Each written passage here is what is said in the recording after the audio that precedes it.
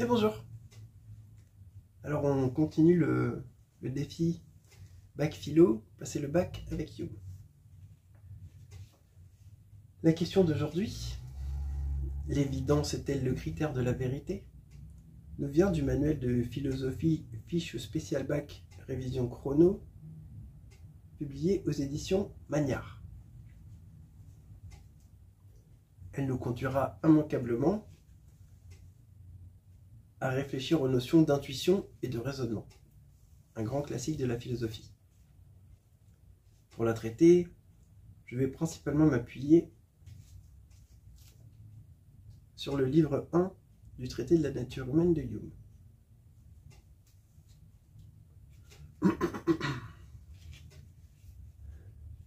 L'usage voudrait, dans une dissertation de bac, que pour commencer j'analyse et définisse les termes de la question.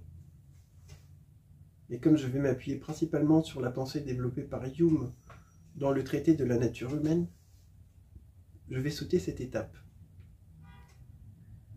Car dans une certaine mesure, l'exposé d'aujourd'hui va permettre de définir les termes du sujet. Laissez-moi donc à la place vous annoncer le déroulé de l'exposé d'aujourd'hui. Dans un premier temps, nous nous pencherons sur la notion d'intuition. Puis dans un second temps, c'est sur son contraire que nous nous pencherons, à savoir sur la notion de raisonnement, pour subrepticement revenir vers la notion d'intuition. Dans un troisième temps, nous verrons comment Hume dépasse l'opposition entre intuition et raisonnement à l'aide des notions de comparaison, d'expérience et de mémoire. Enfin, dans un quatrième temps, nous ferons l'examen de l'envergure du propos de Hume et de ses conséquences, afin d'en dégager des conséquences opérationnelles et de l'élever au rang d'outil de pensée, comme l'on a élevé au rang d'outil de pensée l'analyse des syllogismes ou les protocoles expérimentaux.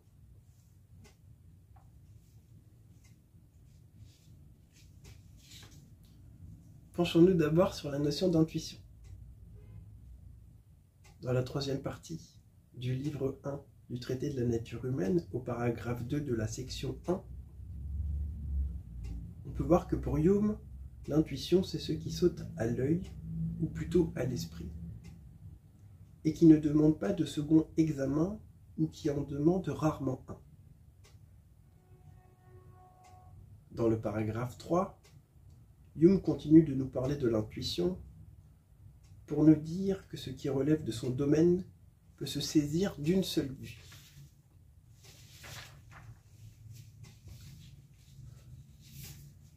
Si ce qui relève de l'intuition saute à l'œil ou à l'esprit et peut se saisir d'une seule vue, alors ce qui relève de l'intuition est ce qui est évident.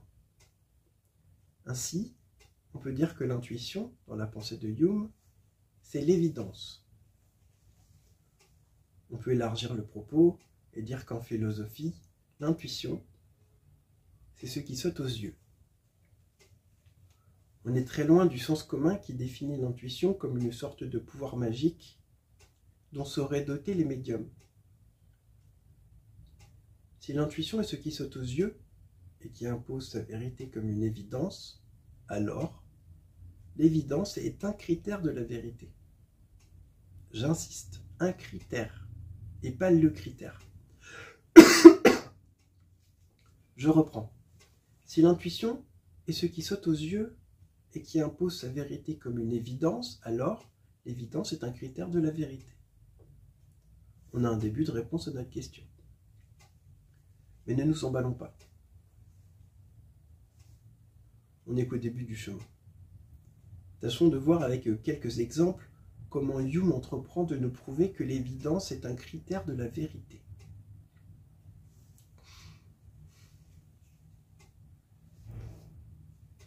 Dans la troisième partie du livre 1 du traité de la nature humaine, au paragraphe 2 de la section 1, Hume nous dit que quand deux objets se ressemblent, cette ressemblance saute à l'œil ou plutôt à l'esprit et demande rarement un second examen. une première preuve. En effet, quand deux objets se ressemblent, cela saute aux yeux. Par exemple, quand on voit des fleurs, comme sur cette image, on remarque qu'elles se ressemblent, malgré leurs différences. Et l'on comprend que c'est des fleurs. Voici le premier exemple par lequel Hume nous prouve que l'évidence est un critère de la vérité. Dans le même ordre d'idées, Hume nous dit dans le paragraphe 3 que nous sommes à même de procéder de la même manière dans la détermination des proportions de quantité et de nombre, et de saisir d'une seule vue la supériorité ou l'infériorité d'un nombre sur l'autre ou d'une figure sur l'autre, spécialement quand la différence est très grande et remarquable. C'est une seconde preuve. En effet, quand une quantité de petite épeautre est plus grande qu'une autre, comme sur l'image ci-dessus, on arrive à le saisir d'une seule vue. De même, quand on regarde des rangées d'allumettes, comme sur l'image ci-dessous, on arrive également à saisir d'une seule vue où il y en a le plus grand nombre. C'est le deuxième exemple par lequel Hume nous prouve que l'évidence est un critère de la vérité. Il en va de même lorsqu'il s'agit de comparer deux choses contraires. Par exemple, l'idée d'existence et de non-existence. Il est à noter que dans le système de Hume, ce processus de comparaison entre deux choses contraires s'appelle relation de contrariété. Cela peut paraître bizarre à première vue, mais contrariété relève du même champ lexical que contraire. On peut par exemple voir dans l'expression « avoir l'esprit de contrariété » qui signifie prendre systématiquement le contre-pied du point de vue de quelqu'un, autrement dit, dire le contraire de son point de vue. Lorsque l'on compare deux choses contraires, donc, par exemple, l'idée d'existence et de non-existence, la différence saute aux yeux. C'est le troisième exemple par lequel Hume nous prouve que l'évidence est un critère de la vérité. Enfin, la différence entre deux objets saute aussi aux yeux lorsqu'on se penche sur une qualité qu'ils ont en commun à un degré différent. Par exemple, le poids ci-dessus ou la couleur ci-dessous. Ainsi, de deux objets qui sont tous deux pesants, l'un peut être plus lourd ou moins lourd que l'autre, et c'est une évidence perçue par les sens. C'est le quatrième exemple par lequel Hume nous prouve que l'évidence est un critère de la vérité.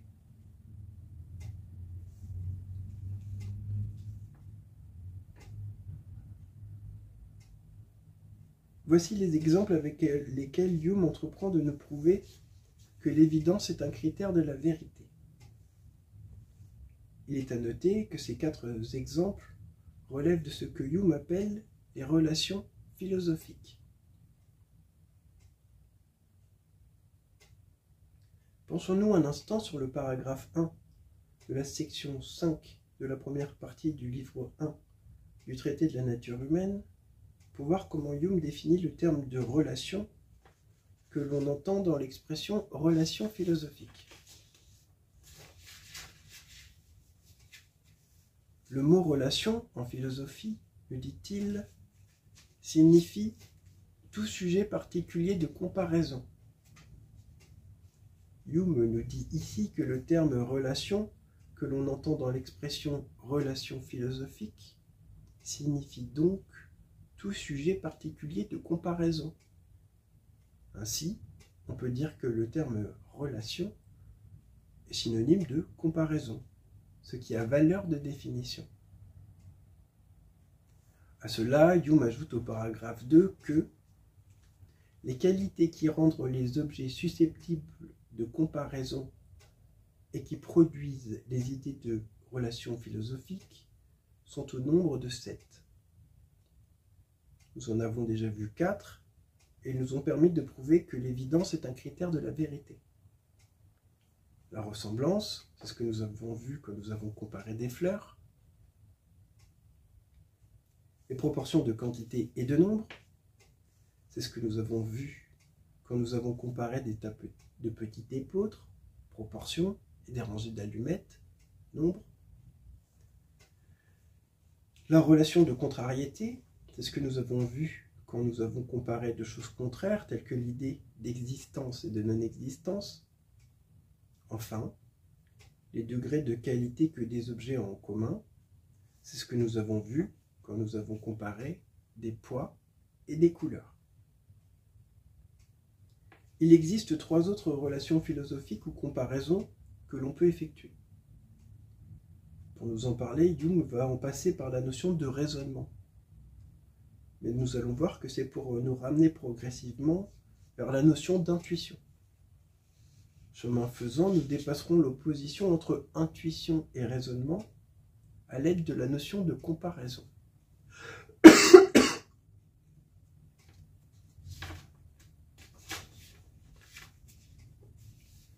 Dans la 3e partie du livre 1 du traité de la nature humaine, au paragraphe 2 de la section 2, Hume nous dit que toute espèce de raisonnement n'est rien qu'une comparaison et la découverte des relations constantes ou inconstantes que 2 ou plusieurs objets ont entre eux. Cette comparaison, nous pouvons la faire que les 2 objets soient présents au sens, qu'aucun des 2 ne le soit, ou qu'un seul le soit.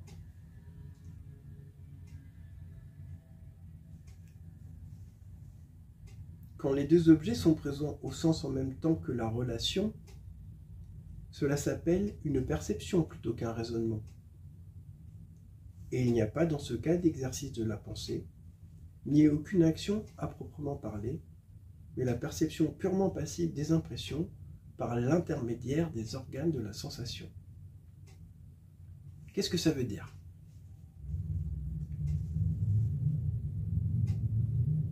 Dans ce passage, on peut voir que Hume utilise les termes relation et comparaison que l'on a vu tout à l'heure quand nous avons défini l'expression relation philosophique. Pour rappel, le terme relation que l'on entend dans l'expression relation philosophique signifie tout sujet particulier de comparaison. Il est donc synonyme de comparaison. Ici, Hume nous dit que toute espèce de raisonnement n'est rien qu'une comparaison. Raisonner donc, c'est comparer. Cependant, attention, quand l'objet est présent au sens, il n'y a pas de raisonnement. Il peut y avoir comparaison, autrement dit exploration des relations philosophiques, mais il n'y a pas de raisonnement. Pour qu'il y ait raisonnement, il faut qu'au moins un des objets comparés soit absent.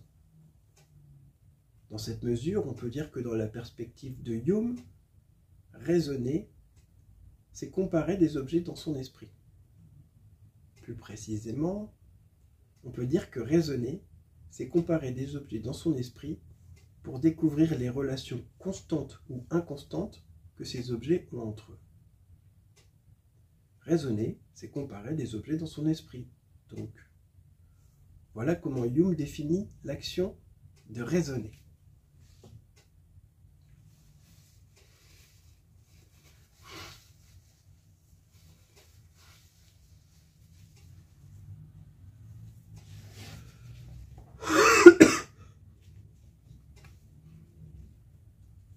Dans cet esprit, nous dit-il, nous ne saurions prendre comme un raisonnement aucune des observations que nous pouvons faire sur l'identité ou sur les relations de temps et de lieu, puisqu'en aucune l'esprit ne peut aller au-delà de ce qui est immédiatement présent au sens. Ici, Hume nous parle de 2 relations philosophiques que nous avons à explorer dans cette séquence, la relation d'identité et la relation de temps et de lieu. Et il nous dit qu'elle ne relève pas du raisonnement. Si elle ne relève pas du raisonnement, c'est parce qu'elle relève de ce qui est perçu par les sens. Dans cette mesure, je suis tenté de dire que la relation d'identité et la relation de temps et de lieu relèvent de l'intuition.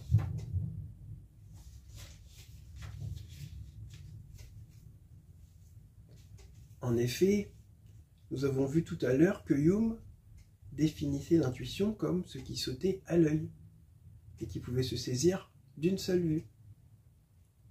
Si ce qui relève de l'intuition saute à l'œil et peut se saisir d'une seule vue, alors ce qui relève de l'intuition est ce qui est perçu par les sens et qui s'impose comme une évidence. L'intuition étant ce qui est perçu par les sens et qui s'impose comme une évidence, l'intuition étant ce qui s'impose comme l'évidence de ce qui est perçu, alors la relation d'identité et la relation de temps et de lieu relèvent de l'intuition, puisque ce n'est que par les sens qu'elles peuvent être perçues et pas par le raisonnement. Par contre, elles ont en commun avec ce qui est perçu par le raisonnement d'être objet de comparaison, d'être prises dans le processus de l'exploration des relations philosophiques. Ici, pour nous parler de la relation philosophique d'identité et de celle de temps et de lieu, Hume en est passé, comme je l'avais annoncé, par la notion de raisonnement, pour nous ramener progressivement vers la notion d'intuition, entendue comme ce qui est perçu par les sens.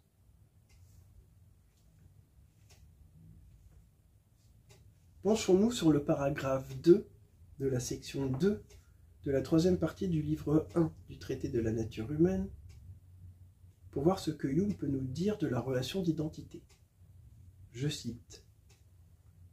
« Nous ne laissons de supposer qu'un objet peut demeurer individuellement le même, bien qu'il soit tantôt absent, tantôt présent au sens, et nous lui attribuons une identité en dépit de l'interruption de notre perception, toutes les fois que nous concluons que, si nous avions constamment gardé l'œil ou la main sur lui, il nous aurait communiqué une perception invariable et ininterrompue. »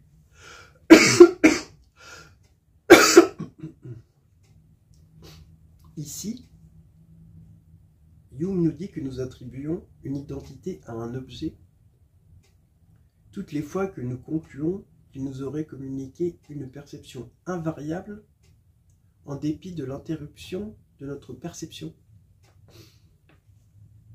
Il nous dit que quand un objet n'est pas perçu par nos sens, nous estimons qu'il existe quand même et qu'il reste identique à lui-même. C'est ce que le psychologue du développement Jean Piaget appelle la permanence de l'objet. La relation d'identité, donc, c'est l'attribution d'une identité fixe et immuable à un objet en dépit de son absence. Quand cet objet est présent à nos sens, la comparaison de l'objet avec lui-même est produite par l'intuition, entendue comme ce qui est perçu par les sens. Par contre, quand l'objet est absent, la relation d'identité est établie par le raisonnement. Raisonnement étant entendu ici comme le fait de comparer des objets dans son esprit. Ainsi, en dépit de ce qu'il nous disait tout à l'heure, Hume nous dit que finalement, la relation d'identité est aussi liée au raisonnement.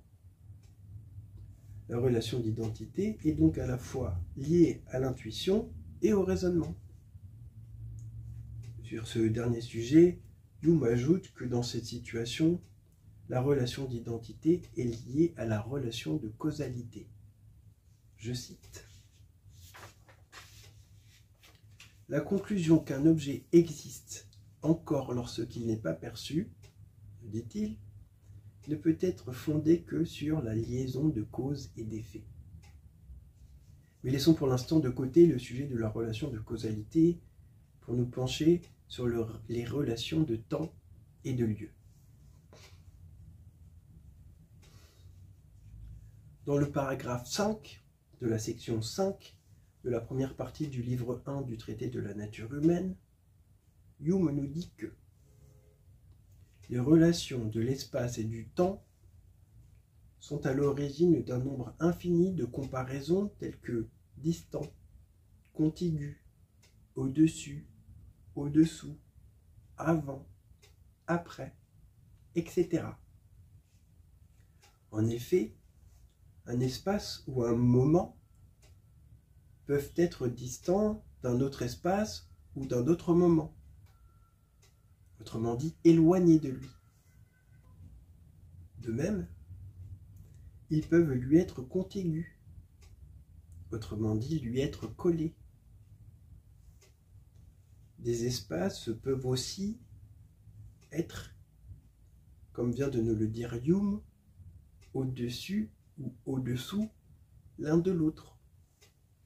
Enfin, un espace ou un moment peuvent être avant ou après un autre espace ou un autre moment. Les relations de l'espace et du temps, donc, sont donc bel et bien à l'origine d'un nombre infini de comparaisons telles que distant, contigu, au-dessus, au-dessous, avant, après, etc. Il est à noter que, comme nous l'avons déjà dit tout à l'heure, pour Hume, les relations de temps et de lieu ne relèvent pas du raisonnement, mais de l'intuition. Car raisonner, c'est comparer des objets dans son esprit.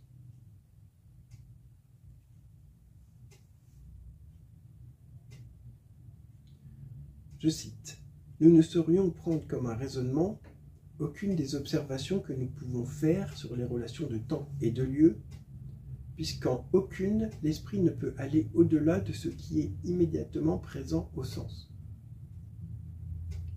Les relations de temps et de lieu, donc, relèvent de l'intuition. Laissez-moi vous rappeler quelques points que nous avons vus dans la vidéo intitulée « De quoi avons-nous conscience lorsque nous disons le temps passe ?» en citant un passage du traité de la nature humaine pour compléter cela. Dans le paragraphe 7 de la section 3 de la deuxième partie du livre 1 du traité de la nature humaine, Hume nous dit que c'est de la disposition des objets visibles et des objets tangibles que nous recevons l'idée d'espace, et que c'est de la succession des idées et des impressions que nous nous formons l'idée de temps. Je relis. C'est de la disposition des objets visibles et des objets tangibles que nous recevons l'idée d'espace. Et c'est de la succession des idées et des impressions que nous nous formons l'idée de temps.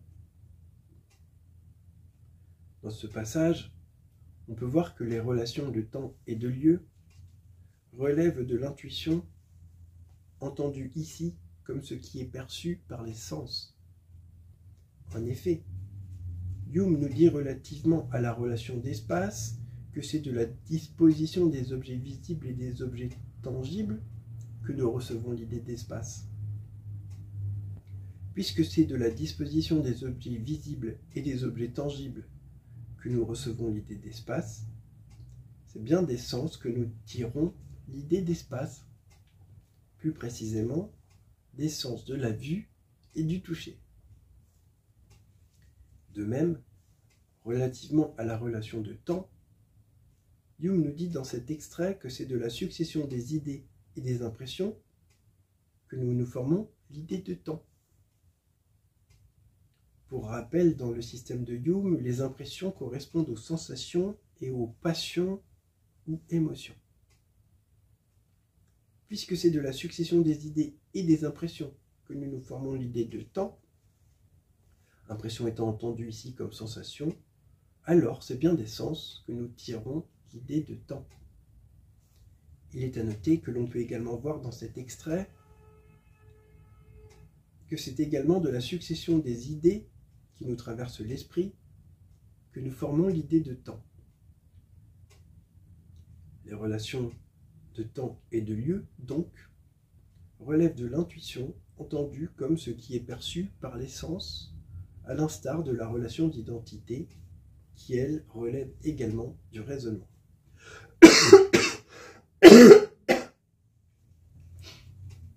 Relevant de l'intuition, les relations de temps et de lieu et la relation d'identité sont donc de l'ordre de l'évidence.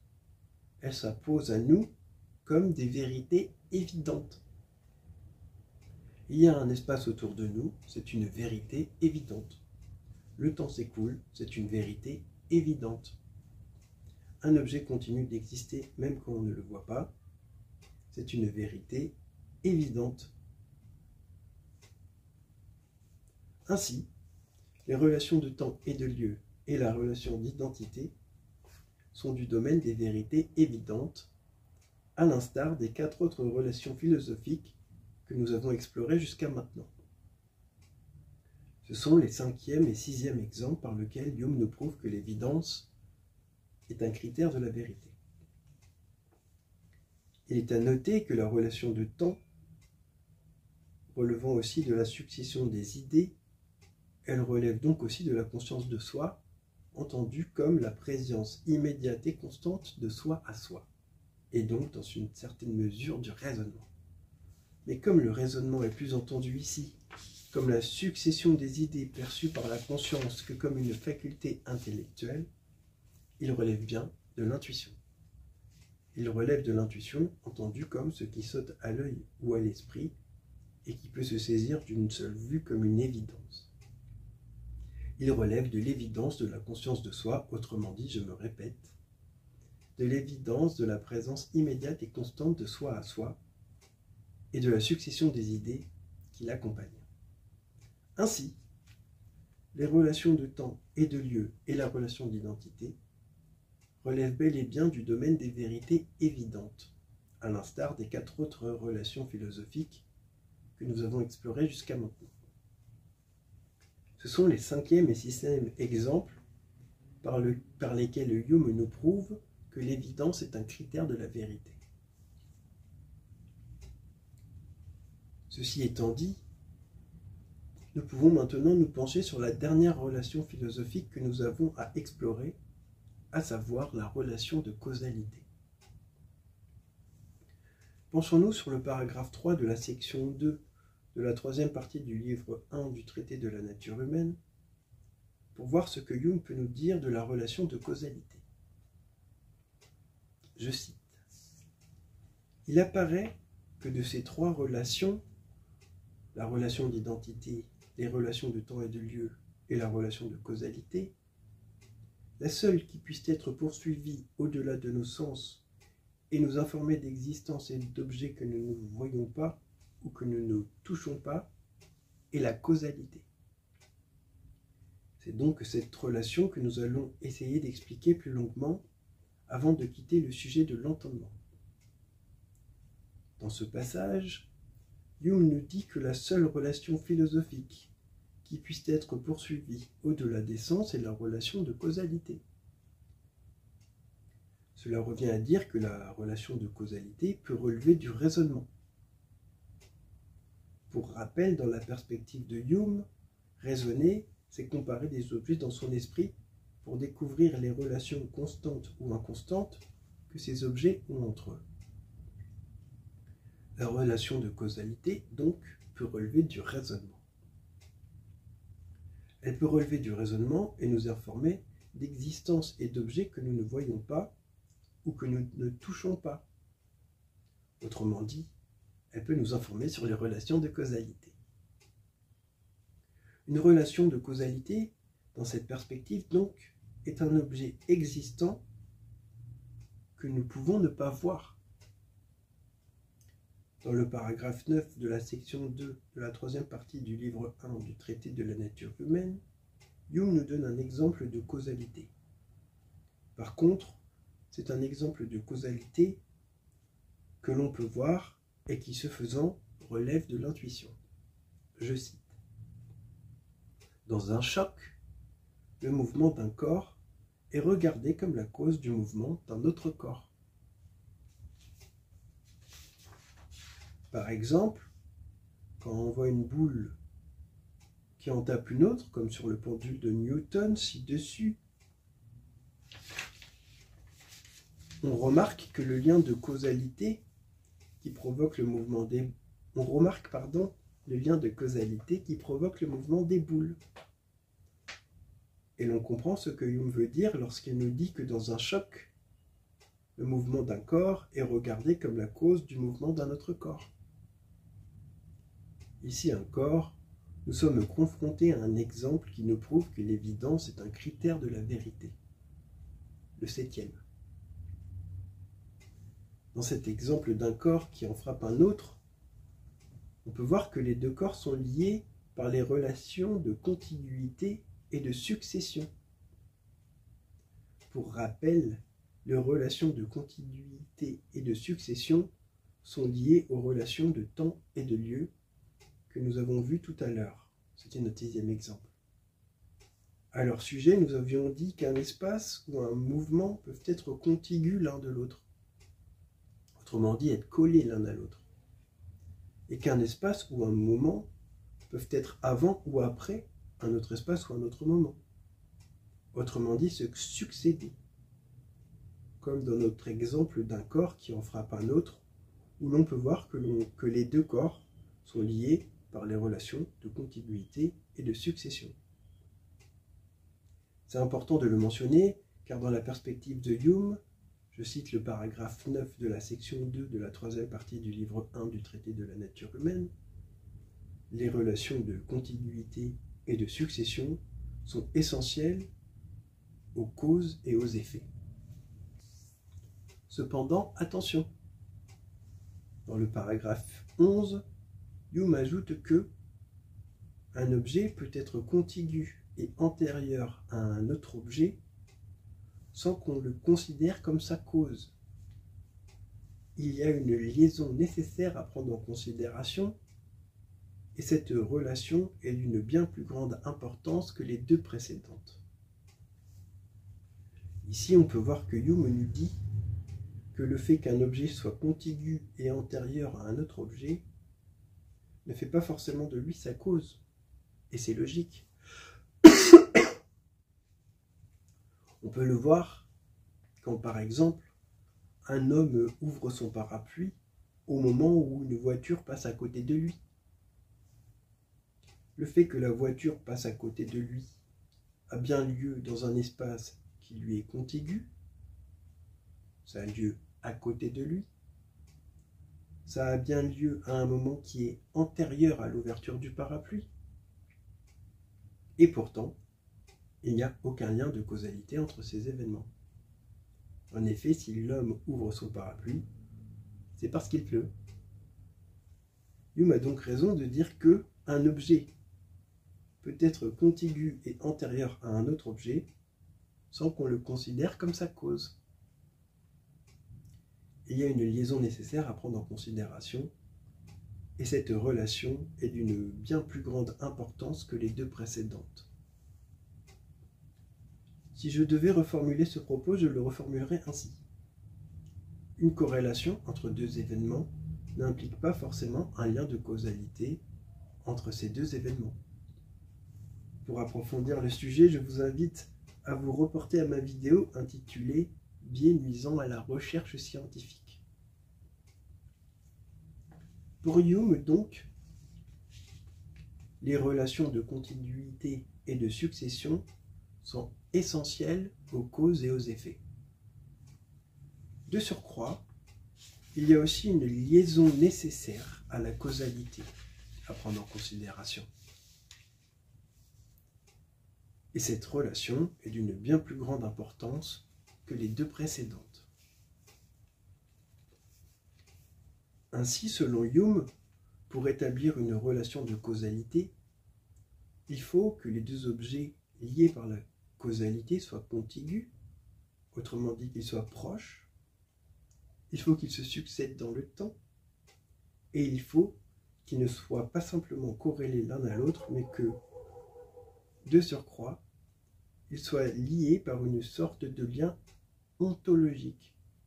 Ce lien étant précisément le lien de causalité, comme dans le cas du pendule de Newton, où le choc produit par une boule fait bouger l'autre, et ainsi de suite.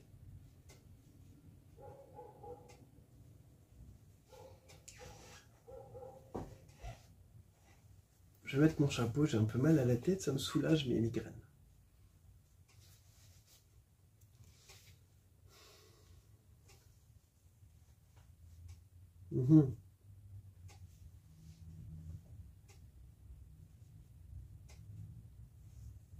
On pourrait s'étonner que pour un empiriste convaincu tel que Hume,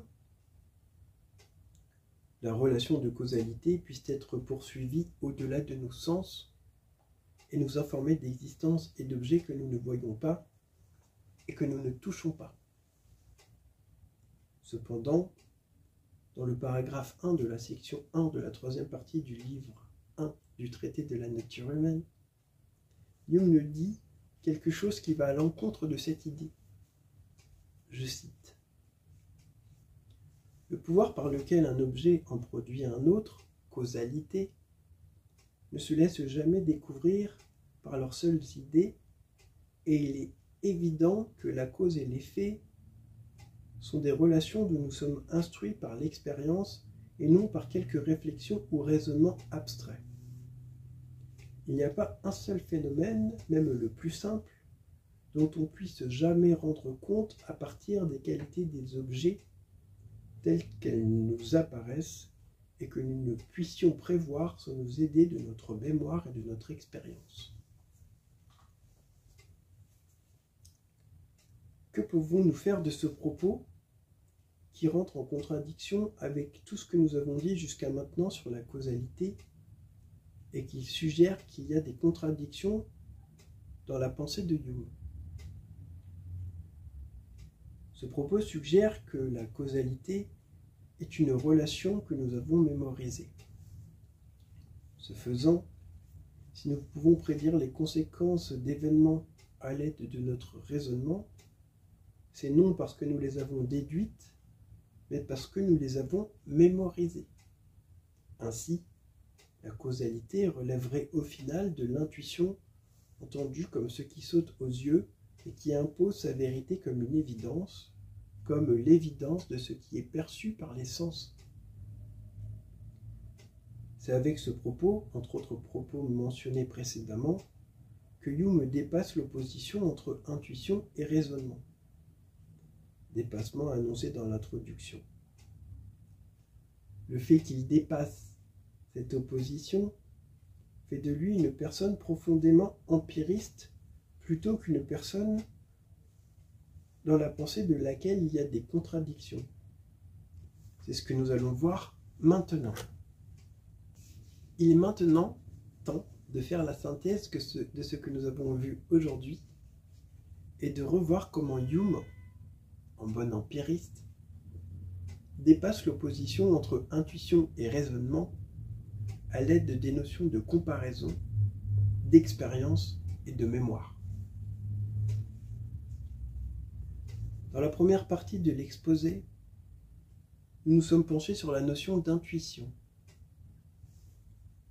Nous avons vu que dans la troisième partie du livre 1 du traité de la nature humaine, au paragraphe 2 de la section 1, on pouvait voir que pour Hume, l'intuition c'était ce qui sautait à l'œil, ou plutôt à l'esprit, et qui ne demandait pas de second examen, ou qui en demandait rarement un. Et que dans le paragraphe 3, Hume continuait de nous parler de l'intuition pour nous dire que ce qui relevait de son domaine pouvait se saisir d'une seule vue. Nous avons conclu que si ce qui relevait de l'intuition sautait à l'œil ou à l'esprit et pouvait se saisir d'une seule vue, alors ce qui relevait de l'intuition était ce qui était évident. Nous avons élargi le propos pour dire qu'en philosophie, l'intuition c'était ce qui sautait aux yeux. L'intuition étant ce qui saute aux yeux et qui impose sa vérité comme une évidence, alors l'évidence est un critère de la vérité. Cela, nous l'avons prouvé une première fois avec 4 des 7 relations philosophiques. La ressemblance, C'est ce que nous avons vu quand nous avons comparé des fleurs. Les proportions de quantité et de nombre.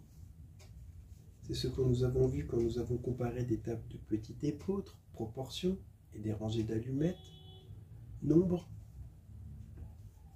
La relation de contrariété. C'est ce que nous avons vu quand nous avons comparé de choses contraires telles que l'idée d'existence et de non-existence. Enfin, les degrés de qualité que des objets ont en commun, c'est ce que nous avons vu quand nous avons comparé des poids ou des couleurs.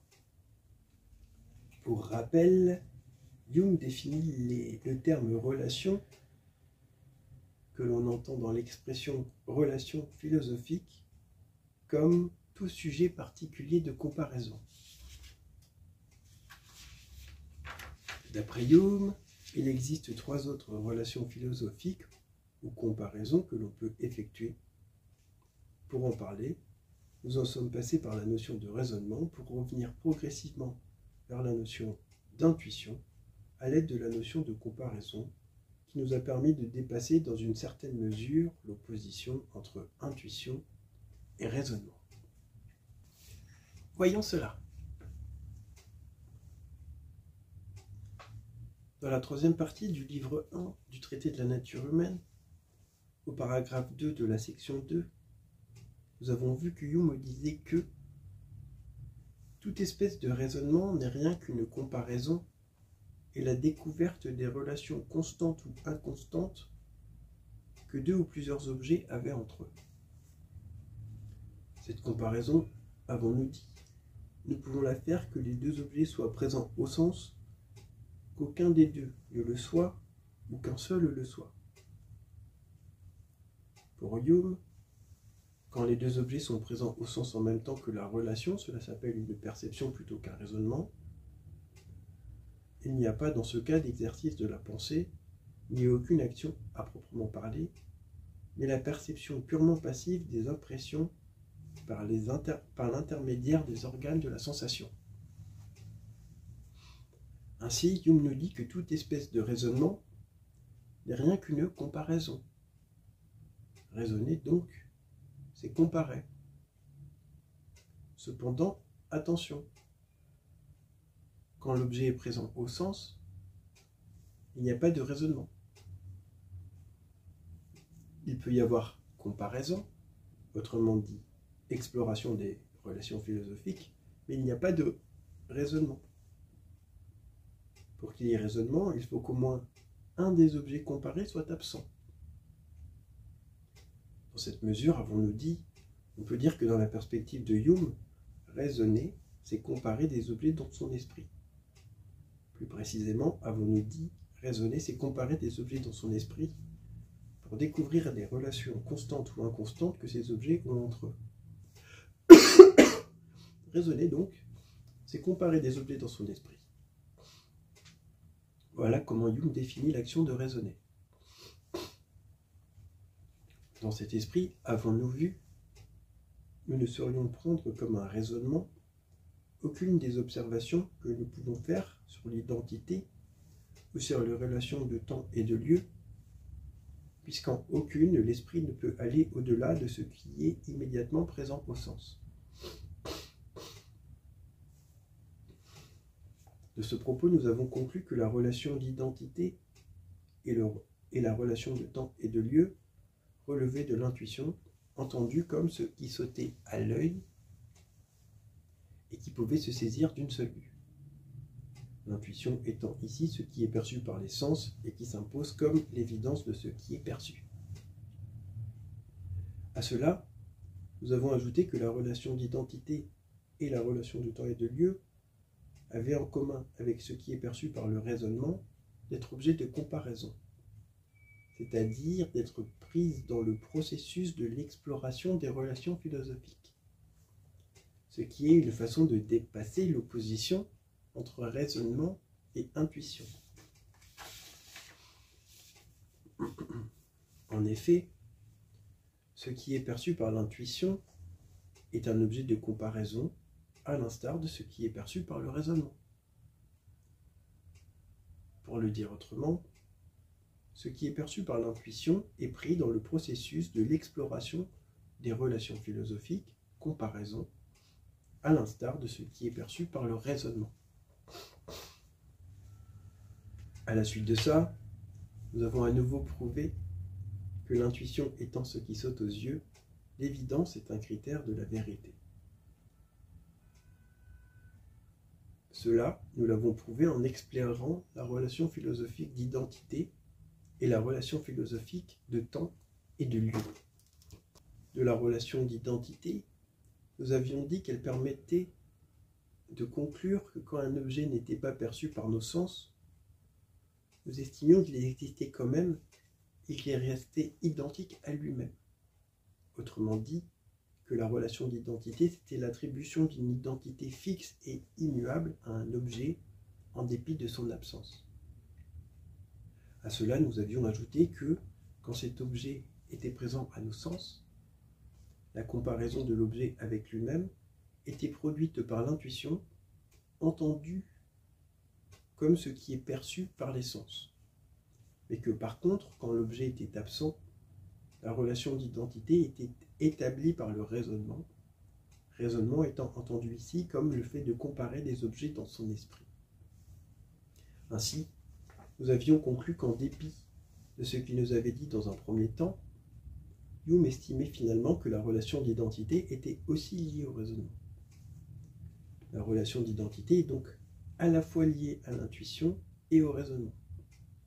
Sur ce dernier sujet, Hume ajoutait que dans cette situation, la relation d'identité était liée à la relation de causalité. Je cite. La conclusion qu'un objet existe encore lorsqu'il n'est pas perçu, le dit-il, ne peut être fondée que sur la liaison de cause et d'effet.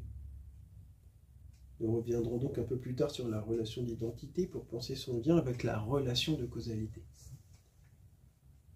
Mais en attendant, ne perdons pas de vue que, même si la relation d'identité peut être perçue par le raisonnement plutôt que par l'intuition, intuition et raisonnement ne s'opposent pas vraiment dans la pensée de Hume, puisque l'intuition et le raisonnement aboutissent l'un comme l'autre à l'exploration des relations philosophiques, c'est-à-dire à des comparaisons.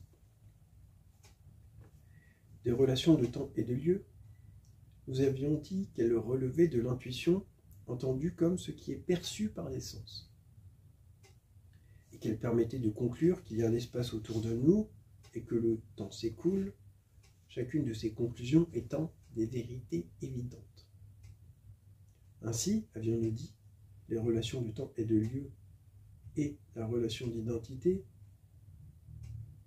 relèvent du domaine des vérités évidentes, à l'instar des 4 autres relations philosophiques que nous avions explorées jusqu'alors. C'était les 5e et 6e exemples par lesquels Hume nous prouvait que l'évidence était un critère de la vérité.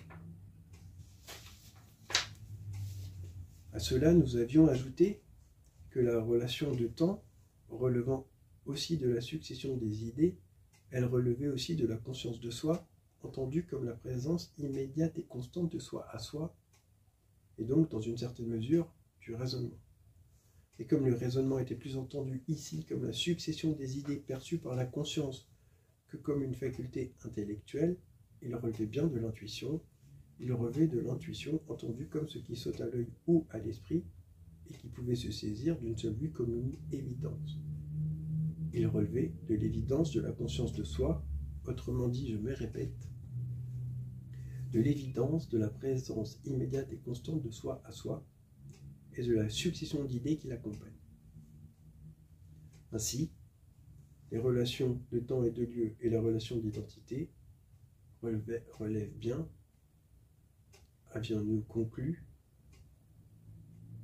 du domaine des vérités évidentes, à l'instar des 4 autres relations philosophiques que nous avions explorées jusqu'alors. C'était donc les 5e et 6e exemples par lesquels Hume nous prouvait que l'évidence était un critère de la vérité.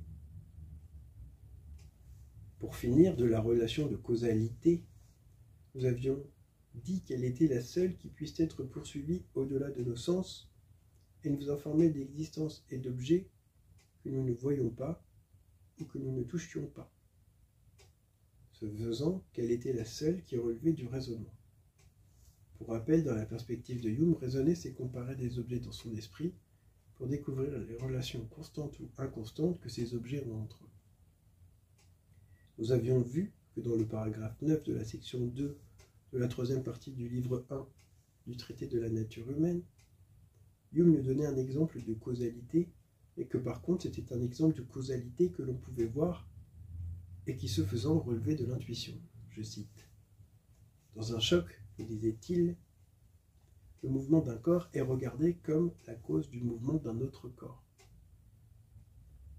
Par exemple, quand on voit une boule qui en tape une autre, comme sur le pendule de Newton ci-dessus, on remarque le lien de causalité qui provoque le mouvement des boules et l'on comprend ce que Hume veut dire lorsqu'il nous dit que dans un choc, le mouvement d'un corps est regardé comme la cause du mouvement d'un autre corps. Ici encore, nous sommes confrontés à un exemple qui nous prouve que l'évidence est un critère de la vérité, le 7e. Ainsi, bien qu'il soit possible de raisonner pour établir des causalités, on peut aussi le faire par intuition.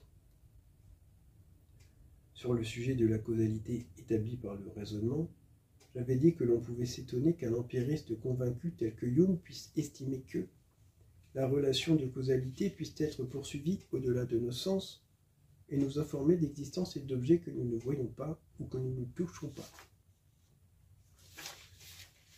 Cependant, avions-nous vu dans le paragraphe 1 de la section 1 de la troisième partie du livre 1 du traité de la nature humaine, Hume nous dit quelque chose qui va à l'encontre de l'idée que la relation de causalité puisse être établie par raisonnement. Je cite.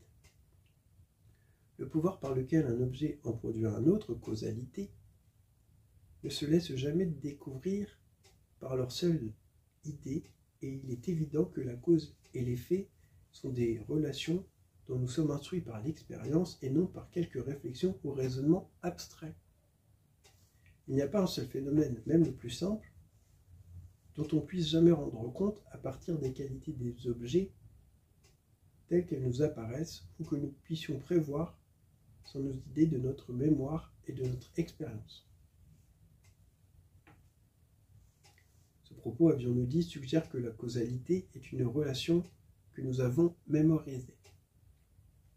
Ce faisant, il suggère que si nous pouvons prédire les conséquences d'événements à l'aide de notre raisonnement, c'est non parce que nous les avons déduites, mais parce que nous les avons mémorisées. Ainsi, la causalité relèverait au final de l'intuition, entendue comme ce qui saute aux yeux, et qui impose sa vérité comme une évidence, comme l'évidence de ce qui est perçu par les sens. Cette conclusion valant aussi pour la relation d'identité, qui, comme nous l'avons dit, est pour partie liée à la relation de causalité. Ici encore, Hume dépasse l'opposition entre intuition et raisonnement, mais cette fois avec les notions de mémoire et d'expérience, lesquelles nous ramènent encore vers la notion d'intuition, entendue ici comme ce qui est expérimenté. Le fait qu'il dépasse cette opposition fait de lui une personne profondément empiriste. Si la relation de causalité n'est pas une chose établie par le raisonnement, et qu'elle n'est rien d'autre que le produit de notre expérience, vécue par l'intuition des sens que nous avons mémorisés, alors la relation d'identité n'a au final aucun lien avec le raisonnement. Elle n'est au final que le produit de l'intuition et de la mémoire. Ainsi, en bon empiriste, Hume dépasse l'opposition entre intuition et raisonnement. Cela, il le fait, comme nous venons de le voir, à l'aide des notions de comparaison, d'expérience et de mémoire. En effet, il nous dit que ce qui est perçu par l'intuition est objet de comparaison, à l'instar de ce qui est perçu par le raisonnement. Pour le dire autrement, il nous dit que ce qui est perçu par l'intuition est pris dans le processus de l'exploration des relations philosophiques, comparaison, à l'instar de ce qui est perçu par le raisonnement.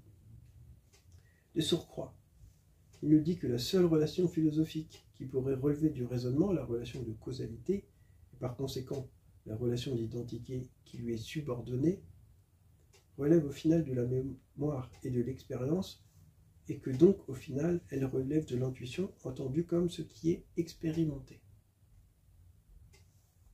En bon empiriste, donc, Hume dépasse l'opposition entre intuition et raisonnement à l'aide des notions de comparaison, d'expérience et de mémoire, et il nous dit de surcroît que les 7 relations philosophiques relèvent au final de l'intuition, ce qui est une façon de dire que le seul critère possible de la vérité, c'est l'intuition, entendue comme ce qui relève de l'expérience sensible et qui s'impose comme une évidence, l'évidence de ce qui est perçu.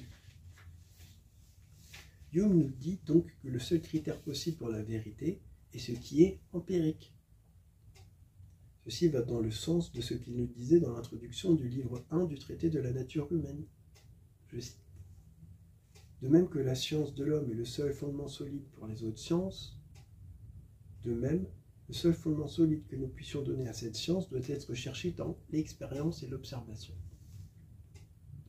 Hume donc nous dit que le seul critère possible pour la vérité est ce qui est empirique, et il dépasse l'opposition entre intuition et raisonnement à l'aide des notions de comparaison, d'expérience et de mémoire, pour nous dire qu'au final, malgré tous les détours qu'il a pris, les 7 relations philosophiques relèvent de l'intuition, ce qui est une façon de dire que le seul critère possible pour la vérité, c'est l'intuition entendue comme ce qui relève de l'évidence et de l'expérience sensible.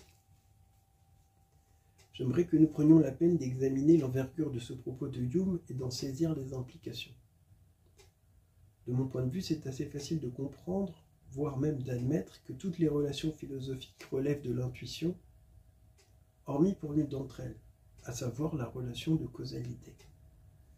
En effet, il est facile de voir que les 6 relations philosophiques que je vais énumérer maintenant relèvent de l'évidence et de l'expérience sensible, qu'elles relèvent de l'évidence de ce qui est perçu. Relation philosophique numéro 1, la ressemblance. Quand 2 objets se ressemblent, cela saute aux yeux. Par exemple, quand on voit des fleurs, comme sur cette image, on remarque qu'elles se ressemblent malgré leurs différences, et l'on comprend que c'est des fleurs. Ici, il est facile de voir que la relation philosophique dont il est question relève de l'évidence et de l'expérience sensible, qu'elle relève de l'évidence de ce qui est perçu. En effet, soit une chose ressemble à une autre, soit non. C'est perceptible, c'est évident. De même, il est facile de voir que la relation philosophique de proportion et de nombre en relève. En effet, quand une quantité de petite épeautre est plus grande qu'une autre, comme sur l'image ci-dessus, on arrive à le saisir d'une seule vue. De même, quand on regarde des rangées d'allumettes, comme sur l'image ci-dessous, on arrive également à saisir d'une seule vue où il y en a le plus grand nombre. Ici encore, il est facile de voir que la relation philosophique dont il est question relève de l'évidence et de l'expérience sensible, qu'elle relève de l'évidence de ce qui est perçu. En effet, soit une quantité est supérieure à une autre, soit non. C'est perceptible, c'est évident. Concernant la relation de contrariété, qui permet de comparer 2 choses contraires, par exemple l'idée d'existence et de non-existence, là aussi la différence saute aux yeux. Et il est facile de voir que la relation philosophique dont il est question relève de l'évidence et de l'expérience sensible, qu'elle relève de l'évidence de ce qui est perçu. En effet, soit une chose existe, soit elle n'existe pas. C'est perceptible et évident. Pour ce qui est de la relation de degré, qui permet de comparer une qualité que 2 objets ont en commun, là encore la différence saute aux yeux. Par exemple le poids, ci-dessus, ou la couleur, ci-dessous. Ici encore, la différence saute aux yeux, et il est facile de voir que la relation philosophique dont il est question relève de l'évidence et de l'expérience sensible, qu'elle relève de l'évidence de ce qui est perçu. En effet, soit une chose est plus lourde que l'autre, soit non. Soit une chose est de la même couleur qu'une autre, soit non. C'est perceptible et évident. Il en va de même pour la relation d'identité, à savoir l'attribution d'une identité fixe et immuable à un objet en dépit de son absence. Ici encore, la relation philosophique dont il est question saute aux yeux. Et il est facile de voir qu'elle relève de l'évidence et de l'expérience sensible, qu'elle relève de l'évidence de ce qui est perçu. En effet, nous ne voyons jamais un objet se métamorphoser sous nos yeux pour devenir un autre objet. Par exemple, quand nous avons un stylo sous les yeux, il reste un stylo et ne se métamorphose pas en autre chose. En conséquence, il n'y a pas de raison de postuler que quand nous ne l'avons pas sous les yeux, il change d'identité. Nous avons perçu, quand nous l'avions sous les yeux, qu'il restait pareil à lui-même. C'était perceptible et évident, et nous l'avons mémorisé. En conséquence, nous lui attribuons cette propriété d'être fixe et immuable en dépit de son absence. Autrement dit, nous lui attribuons une identité. Enfin, en ce qui concerne les relations de temps et de lieu, nous sommes là aussi confrontés à des relations philosophiques qui relèvent de l'évidence de ce qui est perçu. En effet, nous ne faisons pas usage de notre raison pour déduire qu'un espace existe, pas plus que nous faisons usage de notre raison pour déduire que le temps s'écoule. Nous les percevons. Ici encore, il est facile de voir que les relations philosophiques dont il est question relèvent de l'évidence et de l'expérience sensible, qu'elles relèvent de l'évidence de ce qui est perçu. Ainsi, il est facile de voir que les 6 relations philosophiques que je viens d'énumérer relèvent de l'évidence et de l'expérience sensible, qu'elles relèvent de l'évidence de ce qui est perçu. Par contre, pour ce qui est de la relation de causalité, c'est moins évident. En effet, on pourrait croire qu'elle relève du raisonnement. Autrement dit, qu'elle relève d'une comparaison effectuée en l'absence des objets comparés. Qu'elle relève d'une comparaison effectuée dans son esprit. Par exemple, le syllogisme « Les hommes sont mortels, Socrate est un homme, donc Socrate est mortel » pourrait laisser croire que l'on effectue une comparaison dans notre esprit, c'est-à-dire un raisonnement dans la perspective de Hume, puisque les hommes et Socrate ne sont pas présents au moment où on les mentionne. Il pourrait également laisser croire que l'on établit une causalité à cause de la conjonction de coordination donc qu'il comporte. Cependant, est-ce bien le cas? Pour y réfléchir, nous allons comparer ce syllogisme avec un autre syllogisme, absurde cette fois-ci, issu d'une conversation entre le vieux monsieur et le logicien, figurant dans l'acte premier de la pièce Rhinocéros de Eugène Ionesco.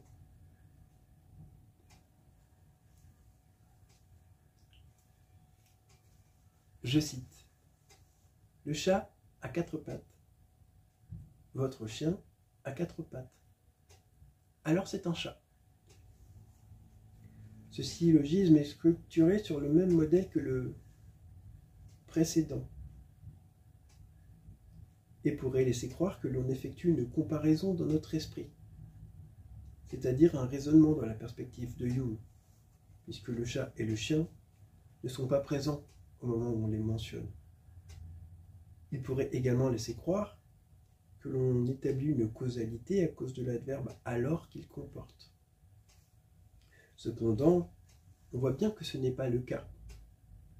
En effet, ce n'est pas parce que l'on utilise le connecteur logique « alors » que l'on établit un lien de causalité. Ici, cela nous saute aux yeux parce que de fait, un chien n'est pas un chat. Alors qu'est-ce que l'on fait quand on avance que le chat a quatre pattes, que le chien a quatre pattes, et qu'en conséquence, le chien est un chat. On fait une catégorisation absurde dans cette situation. Il en va de même avec le syllogisme « Les hommes sont mortels, Socrate est un homme, donc Socrate est mortel ». Là aussi, on fait une catégorisation rationnelle cette fois-ci. Dans les deux cas, on procède donc à des catégorisations et en aucun cas, on procède à l'établissement d'un lien causal. Au cours d'une conversation, on pourrait certes être amené à réfuter une personne qui avancerait que Socrate est immortel avec l'argument « Les hommes sont mortels, Socrate est un homme, donc Socrate est mortel ». Mais dans cette situation, on ne ferait rien d'autre que montrer la catégorie à laquelle Socrate appartient. Cela correspond à la relation philosophique de ressemblance dans le système de Hume.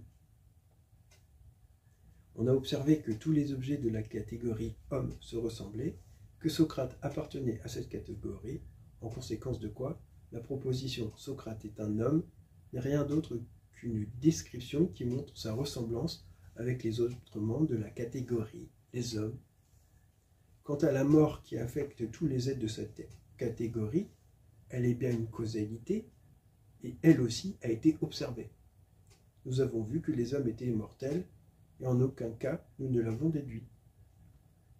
La proposition « les hommes sont mortels » n'est rien d'autre qu'une description. Le syllogisme sur Socrate donne bien l'impression que l'on raisonne en comparant des objets qui ne sont pas présents afin d'établir un lien causal, mais en fait, il n'est rien d'autre qu'une description d'une propriété qui affecte une catégorie et que l'on a observée. Les hommes sont mortels, Socrate notamment. C'est une chose empirique qui relève donc de l'expérience et de l'observation, autrement dit, de l'intuition et pas de la raison. De même, les chiens, bien qu'ils aient quatre pattes, ne sont pas des chats. C'est une chose empirique qui relève de l'expérience et de l'observation, autrement dit de l'intuition et pas de la raison. Les chiens et les chats appartiennent bien à la catégorie des animaux à quatre pattes, relation philosophique de ressemblance dans le système de Hume, mais ils sont différents selon bien des critères. Ainsi, il existe des énoncés qui ont l'apparence de raisonnement, mais qui au final ne sont que des descriptions justes ou fallacieuses. Quant aux causalités qu'elles représentent, elles ne sont en fait que des produits de l'observation ou de l'imaginaire. Dans cette mesure, si cet exemple était suffisant pour le prouver, on pourrait admettre que Hume a raison quand elle nous dit que les relations causales ne sont rien d'autre que le produit d'expérience et d'observation que nous avons mémorisées et que ce faisant, elles relèvent de l'intuition et pas de la raison, ce qui est riche en conséquences. Tout d'un coup, il devient plus facile de voir que la septième relation philosophique dont je viens de parler pourrait relever de l'évidence et de l'expérience sensible, qu'elle pourrait relever de l'évidence de ce qui est perçu. Essayons de confirmer cette idée en examinant un autre exemple, issu cette fois-ci de la psychologie expérimentale. Dans le chapitre 3 du livre « Les méthodes en psychologie », rédigé par Grégoire Borst et Arnaud Cachia, publié chez PUF dans la collection Que sais-je, on peut lire que, en psychologie, la méthode expérimentale est utilisée pour établir un lien de causalité entre des variables qui reflètent des processus mentaux ou des comportements. La méthode expérimentale, donc, permet d'établir un lien de causalité entre des variables qui reflètent des processus mentaux ou des comportements. Pour ce faire, une hypothèse du grec hypo, sous, et tasein, posée, une supposition donc, est soumise à une expérience. Si elle est validée, elle permettra la prédiction de conséquences d'ordre pratique, autrement dit. Elle permettra de décrire un enchaînement de causes et d'effets. Voyons un exemple issu d'une expérience en psychologie sociale sur le conformisme menée par Solomon Asch pour mieux comprendre ce dont il s'agit et pour examiner si le lien de causalité présenté a été établi à l'aide de l'intuition ou à l'aide du raisonnement, tel que Hume les a définis. L'hypothèse testée par Asch est qu'il est possible de faire développer des comportements inhabituels à des êtres humains normaux par la pression sociale.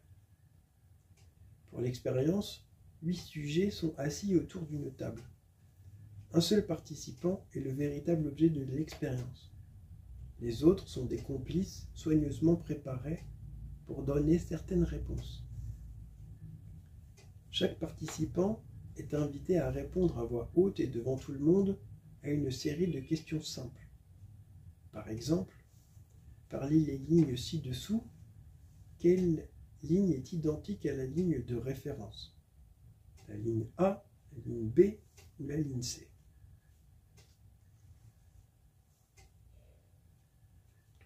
Durant l'expérience, les participants complices donnent des réponses variées, parfois correctes, parfois non. Résultat, quand ils étaient avec des gens qui donnaient des réponses incorrectes, plus d'un tiers des sujets ont également exprimé des avis incorrects.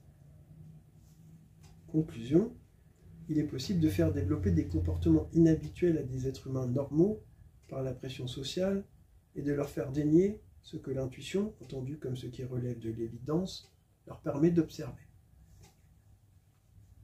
Il est à noter que ce genre d'expérience pose un problème moral. En effet, faire adopter des comportements irréalistes à des personnes en recourant à la pression sociale est une chose très violente et donc moralement répréhensible. Cependant, l'expérience nous permet toutefois d'établir un lien de causalité entre la pression sociale et les comportements de conformisme adoptés. Cette expérience donc nous permet d'établir un lien de causalité entre des variables qui reflètent des processus mentaux et des comportements. Examinons si la conclusion tirée par Asch a été tirée à l'aide de l'intuition ou du raisonnement tel que Hume les a définis. Dans la deuxième édition du livre Psychologie sociale, écrit par Sylvain Delouvet, on peut lire que 37 sujets sur 50 se sont conformés au moins une fois à la majorité. Le fait que 37 sujets sur 50 se sont conformés au moins une fois à la majorité implique que l'expérience a été reproduite 50 fois par H. Ce faisant, les résultats de l'expérience ont été comparés dans l'esprit de H, ce qui correspond à la définition du raisonnement de Hume. En effet, pour Hume, raisonner, c'est comparer les choses dans son esprit. Ainsi, dans l'expérience de H, la conclusion générale sur l'effet de cause à effet produit par la pression sociale sur le comportement d'un individu a été établie par le raisonnement. Cependant, chaque conclusion particulière, autrement dit les conclusions de chacune des 50 expérimentations, ont été établies en temps réel à l'aide de l'intuition, entendue comme ce qui saute aux yeux, comme l'évidence de ce qui est perçu par les sens. Ici, on peut dire que ce qui relève de l'intuition, entendu comme ce qui est perçu par les sens, prime sur le raisonnement. En effet, la synthèse finale établie par le raisonnement ne fait que compiler ce qui a été perçu par les sens et qui s'est imposé comme une évidence. Ainsi, nous avons à nouveau la confirmation que l'intuition prime sur le raisonnement. Dans cette mesure, si ce deuxième exemple était suffisant pour le prouver, on pourrait admettre que Hume a raison quand il nous dit que les relations causales ne sont rien d'autre que le produit d'expériences et d'observations que nous avons mémorisées et que ce faisant, elles relèvent de l'intuition et pas de la raison.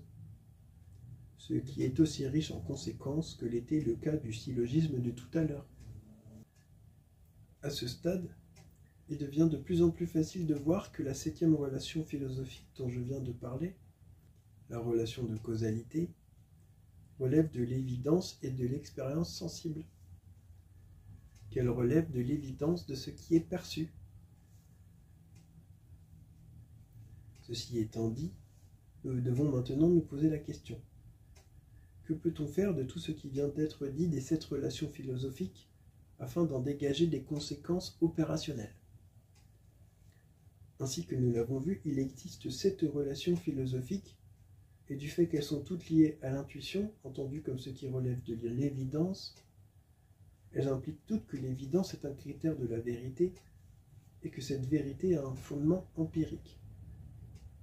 On pourrait même dire que l'évidence est le critère de la vérité pour ces 7 relations philosophiques. De mon point de vue, il est possible d'utiliser les 7 relations philosophiques comme on utilise un syllogisme ou un protocole expérimental. Ainsi, il est possible pour un objet donné de le faire entrer dans le processus de comparaison que permet l'exploration des 7 relations philosophiques. Voici la liste de questions que l'on pourrait se poser pour cet objet relativement à chacune des relations philosophiques. Pour la relation de ressemblance, on pourrait se demander si cet objet ressemble à un autre objet.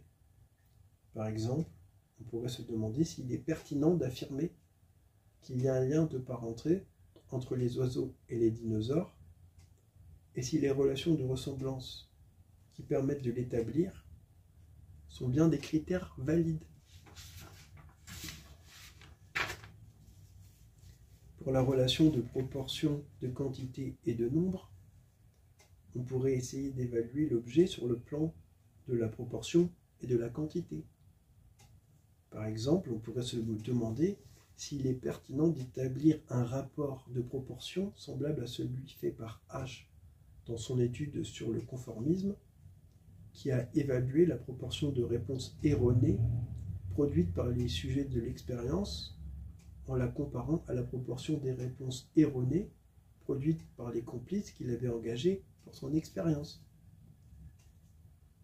Pour la relation de contrariété, on pourrait essayer d'évaluer cet objet sur le plan de l'existence ou de la non-existence, afin de se demander si cet objet existe réellement ou virtuellement, et s'il y a un objet opposé qui pourrait lui aussi exister ou ne pas exister virtuellement ou réellement. Par exemple, on pourrait se demander si Dieu existe ou non sur le plan virtuel ou réel, et s'il y a un objet contraire tel que le diable qui pourrait exister ou non, également sur le plan virtuel ou réel. On pourrait faire de même pour le boson de Higgs ou des objets tels que le concept de volonté de puissance par exemple. Pour la relation de degré de qualité, on pourrait se demander à quel degré telle ou telle qualité d'un objet est exprimée, comme nous l'avons fait pour le poids et la couleur. Par exemple, on pourrait se demander à quel degré la qualité de l'intelligence existe chez les enfants et chez les adultes. Pour la relation d'identité, on pourrait se demander si cet objet a une identité bien délimitée, ou s'il est soumis à quelques variations. Autrement dit, si cet objet reste tel que nous le prétendons quand nous ne le voyons pas. Par exemple, on pourrait se demander si un enfant est vraiment gentil, ou s'il n'est gentil que dans certaines situations, ou si un électron est vraiment capable de passer dans 2 espaces différents simultanément. Pour la relation de temps et de lieu, on pourrait se demander si cet objet a bien les bornes spatiales que nous lui prêtons, ou s'il est assujetti au temps tel que nous le connaissons. Par exemple, on pourrait se demander si un électron est vraiment capable de passer dans 2 espaces différents simultanément, ou si ce n'est pas un biais qui donne cette impression, parce qu'en fait il est assujetti aux mêmes propriétés physiques que les autres objets, ou si l'assujettissement au temps fait vraiment de Socrate un être mortel plutôt qu'un être immortel par son œuvre. Enfin, pour la relation de causalité, on pourrait se demander si cet objet est bien assujetti à l'enchaînement de causes et d'effets que nous lui attribuons, ou s'il est simplement pris dans un faisceau de corrélation. Si je devais donner un exemple humoristique, je dirais que l'on pourrait par exemple se demander si une naissance que l'on vient d'observer est bien liée à la présence d'une cigogne, corrélation, ou si elle est liée à un autre phénomène, causalité. Ensuite, une fois là où les catégories identifiées, on pourrait se demander si nous avons exploré l'objet avec le fondement empirique nécessaire à l'établissement de la vérité. Si on se rapporte à la liste des objets que nous venons de voir, voici la liste des questions que l'on pourrait se poser pour évaluer si nous les avons évaluées avec le fondement empirique nécessaire à l'établissement de vérité les concernant. L'affirmation qu'il y a un lien de parenté entre les dinosaures et les oiseaux a-t-elle le ou les fondements empiriques nécessaires à l'établissement de la vérité, ou un biais affecte-t-il notre jugement? L'affirmation à laquelle aboutit l'expérience de H, que la pression sociale peut faire développer des comportements inhabituels de conformisme à des êtres humains normaux, a-t-elle le ou les fondements empiriques nécessaires à l'établissement de la vérité, ou un biais affecte-t-il notre capacité de comparaison? Les affirmations que Dieu, le diable, le boson de Higgs ou la volonté de puissance existent ou non ont-elles les fondements empiriques nécessaires à l'établissement de la vérité, ou un biais affecte-t-il notre capacité d'évaluation? L'affirmation que le degré d'intelligence des enfants est différent de celui des adultes a-t-elle le ou les fondements empiriques nécessaires à l'établissement de la vérité, ou un biais affecte-t-il notre conclusion? Les affirmations que tel ou tel enfant est gentil et qu'un électron est capable de passer dans deux espaces différents simultanément ont-elles les fondements empiriques nécessaires à l'établissement de la vérité, ou un biais affecte-t-il notre perception? L'affirmation que Socrate est immortel par son œuvre a-t-elle le ou les fondements empiriques nécessaires à l'établissement de la vérité, ou un biais affecte-t-il notre représentation? L'affirmation, enfin, que la naissance que l'on vient d'observer est liée à la présence d'une cigogne a-t-elle le ou les fondements empiriques nécessaires à l'établissement de la vérité, ou un biais affecte-t-il notre capacité à établir des causalités? Ceci fait, on pourrait conclure, comme l'on conclut qu'un syllogisme est rationnel, que nous savons décrire les propriétés de l'objet et que nous savons le catégoriser convenablement. Telles sont les conséquences opérationnelles auxquelles pourrait aboutir le propos de Hume si on était capable de le prendre en compte et de l'élever au rang d'outil de pensée, comme l'on a élevé au rang d'outil de pensée l'analyse des syllogismes ou les protocoles expérimentaux. Cette façon de rendre opérationnelle la pensée de Hume sur les 7 relations philosophiques est riche en conséquences et pourrait s'avérer fort utile pour les philosophes, les chercheurs et toute personne de bonne volonté qui errait comme désir d'accéder à la vérité et de s'éloigner de l'illusion. Elle est aussi riche en conséquences que l'est la réponse à notre question d'aujourd'hui, qui affirme que l'évidence est un critère de la vérité, si ce n'est le critère de la vérité. Voilà ce que je voulais vous dire aujourd'hui. Je vous remercie donc pour votre attention et vous dis à bientôt.